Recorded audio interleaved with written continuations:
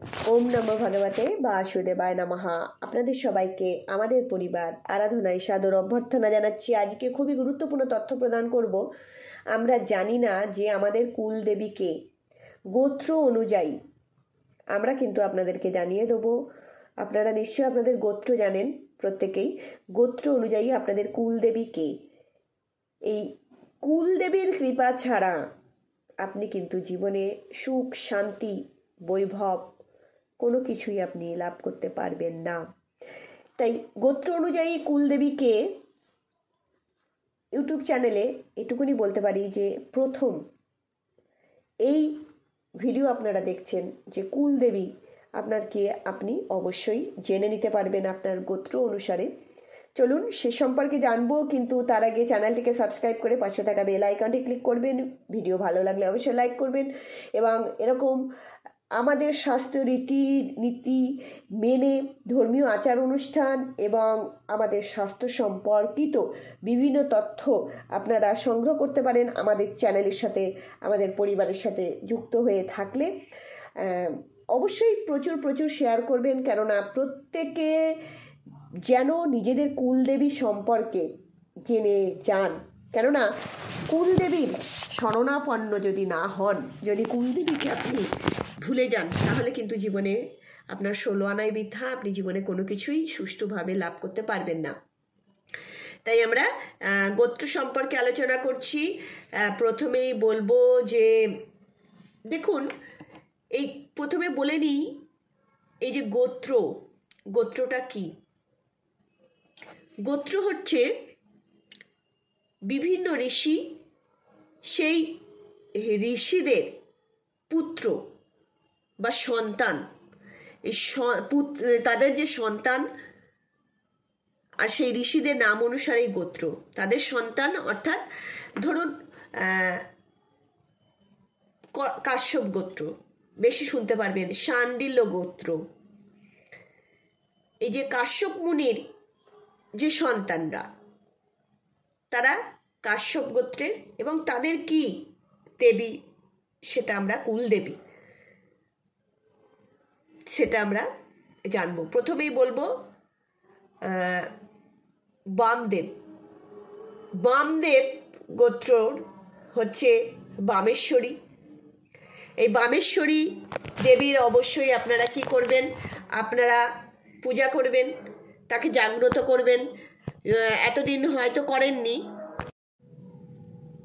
এবং এরপরে আমরা বলবো অত্রি। আমরা মোট 22টি গোত্রের অর্থাৎ মুনির নাম বলে এবং সেই গোত্র অনুযায়ী আমরা কুলদেবীর নাম বলছি। অত্রি, এখানে শিবপ্রিয়া কুলদেবী।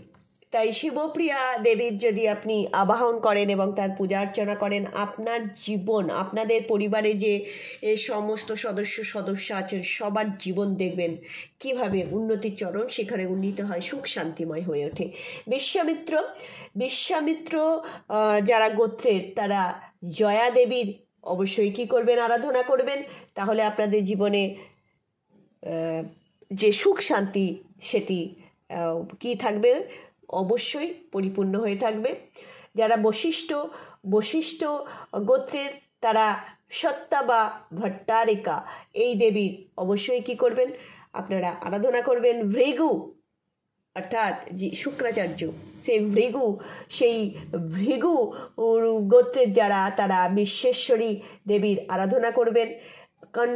কন্যা যারা গোত্র, তারা ভদ্র বিলাসিনী। দেখুন, এটি কিন্তু সারা যে সনাতনী যে মানুষরা আছেন তাদের আমরা গোত্রের নাম করছি। তাই এগুলো ভাববেন, এগুলোর তো গোত্র শোনেননি হয়তো আপনি, আপনার শোনার বাইরেও তো অনেক কিছু আছে, জানার আছে। তাই আমরাই তো সব কিছু না, আমরাই তো শেষ নয়। আমাদের জ্ঞান তো একটা মানে বিস্তারিত যে ধূলিকণা আছে যে সমুদ্রের পাশে, তার মাত্র একটি কণার মতন। এটি স্বয়ং কে বলে গেছেন? স্বয়ং আইজাক নিউটন বলে গেছেন। আর আমরা তো কি? তাই সৌনক গোত্রের, তারা আপনারা কান্তা দেবীর আরাধনা করবেন। আর যারা কর্ণ বললাম ভদ্রবিলাসিনী এই দেবীর আরাধনা করবেন। পরাশর, যারা পরাশর গোত্রের তারা প্রভাবতী বা সংহারী দেবীর আরাধনা করবেন। যারা কপিল গোত্রের তারা শান্তা দেবীর আরাধনা করবেন। যারা গৌতম মুনির যারা সন্ততি তারা আপনারা কোন দেবীর আরাধনা করবেন তারা আপনারা আরাধনা করবেন বিশ্লেষ বা বিকাখসা বা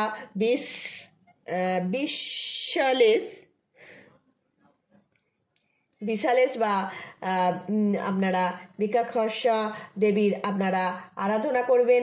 যারা গর্গ গোত্রের তারা পরমেশ্বরীর আরাধনা করবেন। যারা পরাশর তারা সর্বমঙ্গলা দেবীর আরাধনা করবেন।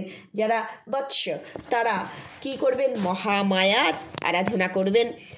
যারা শাণ্ডিল্য, এটা হয়তো চেনা লাগতে পারে, শাণ্ডিল্য গোত্রের তারা কাত্যায়নী মধ্যাহ্নী দেবীর অবশ্য কাত্যায়নী মধ্যাহ্নী দেবীর আপনারা আরাধনা করবেন। যারা শৌনক গোত্রের তারা কান্তা দেবীর আরাধনা করবেন। এবং যারা জিন্দাল গোত্রের, দেখুন এগুলো কিন্তু সব কিন্তু সমস্ত মুনি ঋষি, এদের যে সন্ততি তাদের এই সমস্ত গোত্র কিন্তু এই মুনি ঋষিদের নাম অনুযায়ী, কেননা যতগুলো নাম বলছি আমরা গোত্র সমস্ত কিন্তু মুনি ঋষির নাম। তাই জিন্দাল, বালাসুন্দরী আর ভরদ্বাজ এটাও আপনারা শুনে থাকবেন, কমন। এই ভরদ্বাজ এরা যোগেশ্বরী দেবীর কি করবেন? আরাধনা করবেন। যারা মার্কেন্ডেয় গোত্রের তারা আপনারা বিন্দবাসিনী দেবীর আরাধনা করবেন। যারা কাশ্যপ, একদম কমন আপনারা জানেন, তারা জ্বালামুখী দেবী, হ্যাঁ ঠিক শুনেছেন, জ্বালামুখী দেবী। যারা কাশ্যপ গোত্র, সেটি দেখুন ব্রাহ্মণ, ক্ষত্রিয়, বৈশ্য, শূদ্র যে বর্ণেরই হন না কেন আপনি, কাশ্যপ গোত্র তারা জ্বালামুখী দেবীর আরাধনা করবেন। যারা যজ্ঞবল্ল